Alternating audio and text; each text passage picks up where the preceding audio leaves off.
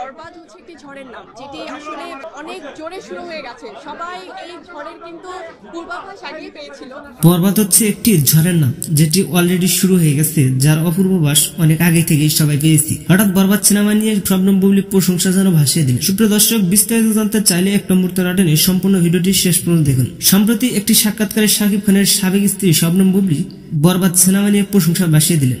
তিনি বলেন, বরবাদ হচ্ছে একটি ঝড়ের নাম যেটি অলরেডি শুরু হয়ে গেছে এবং সেখান থেকে বরবাদের গতিতে যাচ্ছে একেবারে মারমার কাট অবস্থায়। এবং এই সাক্ষাৎকারে শবনম বুবলী শাকিব খানকে মেগাস্টার, সুপারস্টার, মহারাজা এবং রাজা বলে সম্বোধন করেছেন। তিনি আরো বলেন, শাকিব হচ্ছেন বাংলাদেশের একজন সুনামধন্য নায়ক, তাকে দিয়ে বরবাদ কেন, এর চেয়ে বেশি কিছু আমরা আশা করতে পারি এবং বরবাদের সাথে বাংলা ইন্ডাস্ট্রির প্রত্যেকটি মুভি ভালো যাক ও সবাই ভালোবাসা পাক, এমনই ভাবে সম্প্রতি মন্তব্য করেছেন ডালে উৎকোন চিত্রনায়িকা শবনম বুবলী।